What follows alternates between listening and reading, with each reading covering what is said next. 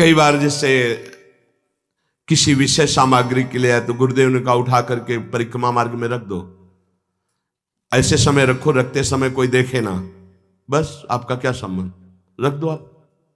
क्या हुआ, एक बार गुरुदेव भगवान के यहाँ अनुपस्थिति में कोई नया गैस चूल्हा, नया सिलेंडर और वो जो ऐसे जिसमें पकाया जाता है कुकर, ये सब पात्र, सब पूरी रसोई सब, अब महाराज जी लकड़ी से चूल्हे में बस ऐसा।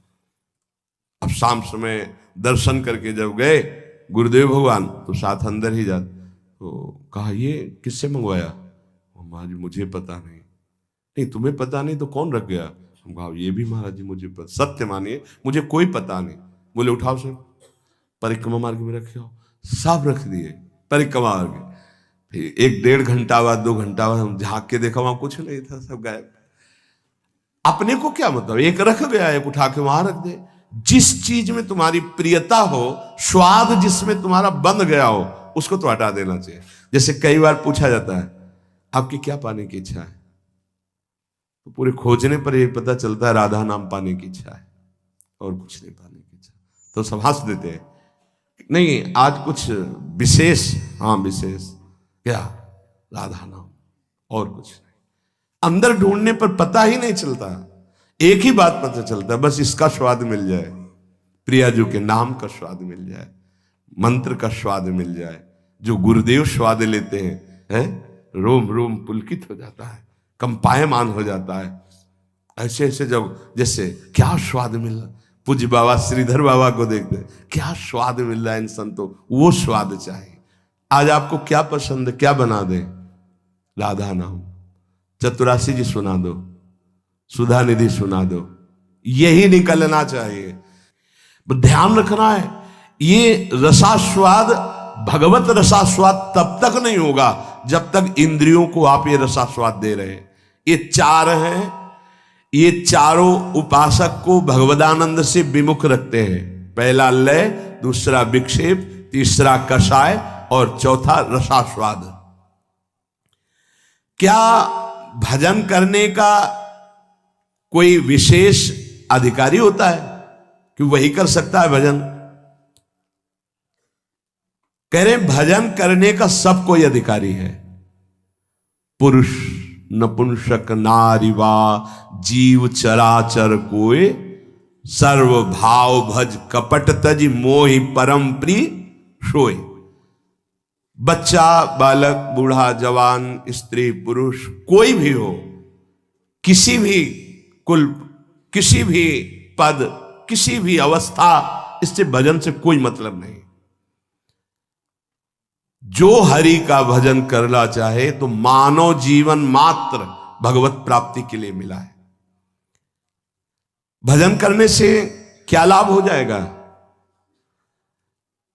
आप समस्त दुखों से छूट जाएंगे, आप अपने स्वरूप को प्राप्त हो जाएंगे, आपका परमात्मा स्वरूप से प्रेम हो जाएगा।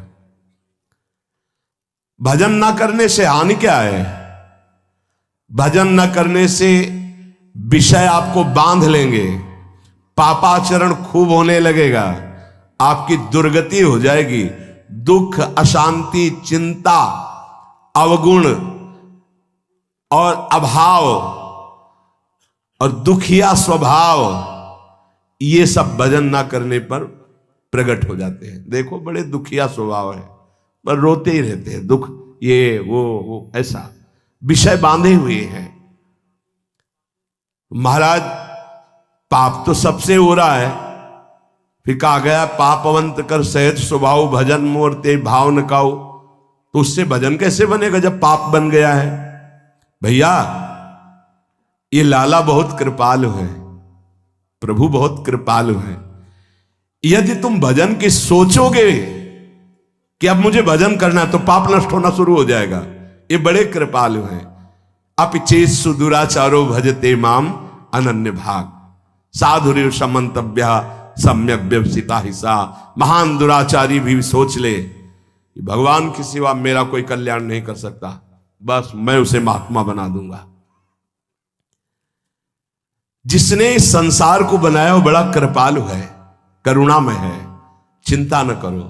यदि तुमसे पाप बन गए हैं, भूल हो गई है, तो प्रभु का नाम जपने की सोचो केवल, तो पाप नष्ट होना शुरू हो जाएंगे। और नाम जब शुरू किया तो वो अवश्य, पर ध्यान रहे बहुत बड़ा स्टॉक जमा है पाप का। ये थोड़े दिन नाम जप करके अगर देखोगे कि ना तो नाम में मीठापन लग रहा है, ना नाम हमको सुख प्रदान कर रहा है लौकिक, ना हृदय में शांति, जलन बढ़ती जा रही, चुपचाप बढ़ाते जाना, नाम बंद मत करना। वो शुरू है पाप नष्ट होना। पूरे पाप नष्ट होकर जब हृदय निर्मल होगा तो नाच पड़ोगे, बीच में मत रुक जाना। बीच में जलन पैदा करेगा, बड़े अंदर आपको ऐसे लगेगा कि बहुत ऊबन हो रही, नाम नहीं करना और सब कुछ कर लेना, ये आपको मन प्रेरित करेगा, आप नाम पकड़े रहिएगा। तो नाम जप और सत्संग में कौन श्रेष्ठ है? नाम जप में और सत्संग में कौन श्रेष्ठ है? भैया, सत्संग से नाम जप में प्रीति होती है और नाम जप करने से सत्संग समझ में आने लगता है। दोनों एक दूसरे के पूरक हैं।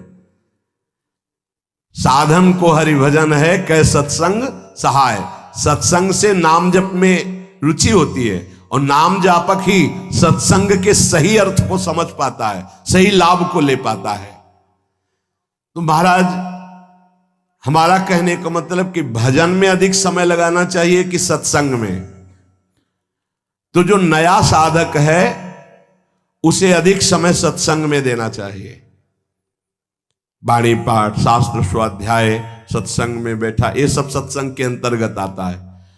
और जो अनुरागात्मिका भाव को प्राप्त हो चुका है उसे थोड़ा समय सत्संग में और शेष समय एकांत में व्यतीत करना चाहिए, आंतरिक चिंतन। जैसे जब भाव का प्रादुर्भाव होता है तो फिर किसी शास्त्र के स्वाध्याय की रुचि नहीं रह जाती, क्योंकि निश्चय हो चुका है ना, लक्ष्य निश्चय हो चुका है, अब कुछ जानना है नहीं, बस अपने प्रीतम की लीला संबंधी, रूप संबंधी बातें, इसके बाद अब कुछ जानना नहीं, क्योंकि और कुछ पाना नहीं और कुछ करना नहीं। अनुरागात्मिका भक्ति जब हृदय में बढ़ती है तो फिर इष्ट मिले और मन मिले, मिले भजन रस रीति, बस उससे चर्चा हुई और पूरा जीवन, पूरा समय एकांत चिंतन में, आंतरिक चिंतन में। शास्त्र और लोक व्यवहार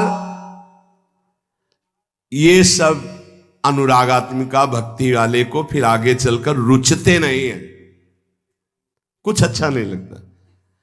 अगर ये सत्संग न करना हो तो समय ही नहीं है ना, इसके लिए अंतर की वृत्ति को छोड़कर बाहर आना पड़ता है। कोई शास्त्र, कोई लोक व्यवहार, ये सब उसके अंदर नहीं रह जाता जो अनुरागात्मिका भक्ति का उपासक होता है। जो प्रेम लक्षणा भक्ति का उपासक होता है, विविध शास्त्रों का स्वाध्याय करना, विविध प्रकार की वार्ता सुनना, ये उसका स्वभाव नहीं होता, उससे मन हट जाता है। बस आराध्य देव की वार्ता, आराध्य देव की सेवा, आराध्य देव का मंत्र, आराध्य देव का चिंतन, समिट गया। बाबा भजन करने में ये संचित कर्म बहुत बाधा देते हैं। क्या ये बात सही है कि जैसे भजन में लगे तो कहो इतनी प्रतिकूलता आ जाए, इतना दुख आ जाए कि आपका भजन छूट जाए? हां, भजन करने में संचित कर्म बाधा पहुंचाते हैं, पर दृढ़ता यदि है तो बाधा कुछ बिगाड़ नहीं पाएगी, आगे बढ़ जाएगा, बाधाएं नष्ट हो जाएंगी। प्रायः यदि गुरु वचनों पर दृढ़ नहीं है तो फिसल जाएगा और बाधा गिरा देगी। पूर्व के पाप, पारिवारिक मोह, विषय भोगों की इच्छा, कहो ऐसा अपमान का वातावरण कि तुम्हारा उपहास हो, तो लगेगा कब तक सहे, छोड़ो यार, वो बाधाएं उसे परास्त कर देंगी। बाबा कह रहे हां, भजन करने के लिए जब कोई कमर कसता है तो पूर्व संचित पाप बाधा डालते हैं, पर जिसका दृढ़ संकल्प हो गया है, पीछे कदम नहीं हटाना, इसमें ध्यान रखना। पीछे कदम नहीं हटाना, इतनी सीख ले लो। जितनी माला में पहुंचे उससे नीचे नहीं उतरना, जितना पाठ में पहुंच चुके उतना पाठ करना, जितना त्याग में पहुंच चुके उतना कदम मजबूत जमा लेना, पीछे मत हटना। हर बाधा आपको आगे बढ़ा देगी, पीछे नहीं हटाएगी। बाधा तो आएंगी, आती हैं, बड़े बड़ों के जीवन में आती हैं। देखो ना, राधा बाबा अनुष्ठान में बैठे तो पैर फिसला, टूट गया, अंग टूट गया। ये पूर्व संचित कर्म जो हैं, पाप कर्म, ये बड़े बड़ों को बाधा पहुंचाते हैं। बस दृढ़ता होनी चाहिए। संचित कर्म दृढ़ भाव वाले साधक के जीवन में कभी बाधा नहीं पहुंचा सकते। ये बातें पकड़नी चाहिए, नहीं प्रायः फिसलन हो जाती है। भजन करने वाले उपासक को इतना दृढ़ हो जाना चाहिए कि अब चाहे प्राण निकल जाए, अब मैं रुकूंगा नहीं, इस मार्ग को छोड़ूंगा नहीं, अब जो होगा देखा जाए, कोई बाधा नहीं परास्त करेगी। नहीं, कदम कदम पे बाधा आती, कदम कदम पे, क्योंकि पूर्व पाप बख्शेंगे थोड़ी आपको, वो तो आपको गिराना चाहेंगे। और अगर भजन चल रहा है, नियम ले लिया, गुरु वाक्यों पर चल रहे हो, तो वो खुद नष्ट हो जाएंगे, क्योंकि असत कर्म है वो। ये सत है, सत को कोई काट नहीं सकता, सत को कोई गिरा नहीं सकता, पर बाधा आएगी। रुकना नहीं है, झुकना नहीं है, टूटना नहीं है, पक्का। ये रोज सत्संग में सुन रहे हैं, मानो आपको रोज वो युक्तियां मिल रही जिससे आप आगे बढ़े। इसमें दृढ़ता के लिए सबसे पहला सत्संग है। पर यह है कि कुसंग भी बहुत जोर का होता है। यद्यपि सत्य के आगे कुसंग क्या है, पर आपको परिणाम में अगर बताएं तो 10 साल का सत्संग और 10 दिन का कुसंग, इतना प्रभावशाली। तो आप कहेंगे फिर सत्य का इतना धीमे प्रभाव पड़ता है, इसलिए कि बहुत जन्मों से हमारी इंद्रियां और सब कुसंग में राजी रही है। जैसे इस बिल्डिंग को बनाने के लिए कितने महीने लगे होंगे, लेकिन इसको गिराने के लिए दिन चाहिए, केवल 1 दिन, 2 दिन, 3 दिन। बनने में वर्ष लगे होंगे। ऐसे ही साधना की ऊंचाई पर चढ़ने में समय लगता है, सत्संग की बातों को जीवन में उतारने में समय लगता है, लेकिन भ्रष्ट होने में नहीं होता। 5 मिनट में भ्रष्ट हो जाओ। सत्संग, सद्विचार रहना, दूसरा दृढ़ता का, जो बाधा तुम्हें गिरा नहीं पाएगी। अब साधक के अंदर असद विचार पाए जाते हैं। ओखली पे सर रख दिया तो चोट गया, क्या गिनना। जब प्रभु के लिए जीवन अनंत जन्मों से भटक रहे हो, इसी में भटक रहे हो, बस समझ लो ये बाधा आई है तुम्हारे जीवन को बर्बाद करने के लिए। अगर लक्ष्मण रेखा से बाहर निकल गए तो मिट्टी में मिला देगी ये माया, मान लो प्रार्थना। अगर आप लक्ष्मण रेखा के अंतर्गत रहे, आज्ञा के अंतर्गत, तो बाधा तुम्हें परास्त नहीं कर पाएगी। नहीं तो जो दुर्गति का केंद्र है, आगे देख लेना, पर आप कह नहीं पाओगे, वो अंदर की मार होती है माया की। भजन करने वाले को संचित कर्म बाधा पहुंचाने के लिए आते हैं, पर बचा जा सकता है इसी से, सत्संग और सद्विचार। जीवन का हमारे जो बर्बादी का प्रभाव पड़ेगा पूर्व संचित कर्म, वो हमारे विचार बदलता है। ध्यान रखना, पहले बुरी दशा आने के पहले बुद्धि बदली जाती। जब साधक का विचार बदलता है तभी घबरा जाते हैं हम, अरे अरे ये क्या।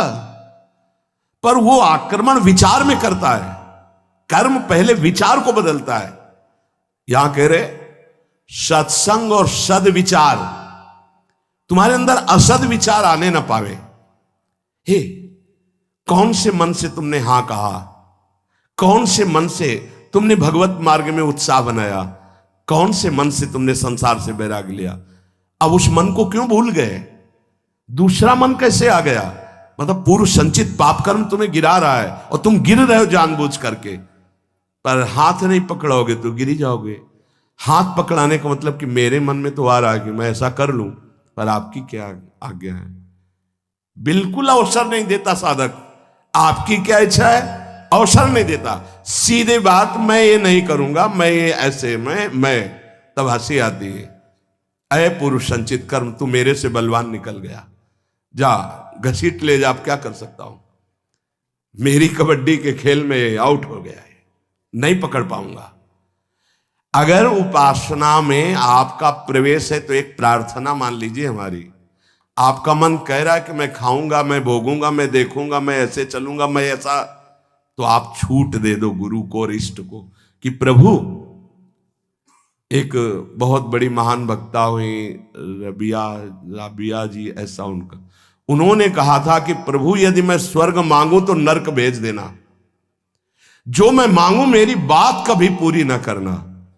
क्या, तो हम कम से कम इतनी तो गुरु को इष्ट को जगह दे दें। महाराज मेरा मन कह रहा है कि मैं भोगों में जाऊं, मेरा मन कह रहा है संसार में जाऊं, मेरा मन कह रहा है मैं ये नहीं कर पाऊंगा। आपकी क्या अनुमति है, आपका क्या स्वरूप है, आप क्या आज्ञा करते हैं, इतना तो जगह रखो। आप तो जगह ही नहीं रखते, पूरी लाइन क्लियर कर देते हैं, कोई अधिकार ही नहीं देते। नहीं, मैं ऐसा नहीं करूंगा, मैं ये नहीं कर पाऊंगा, तुम कुछ भी नहीं करने लायक हो। जिनकी कृपा से तुम कर रहे थे वही कृपा तुम्हें आए हुए इस भारी आक्रमण से बचा लेगी, और आगे चलकर तुम्हें खुद रोना आएगा कि बचा लिया मुझे, नहीं तो आंधी आई थी और मुझे गिरा देती।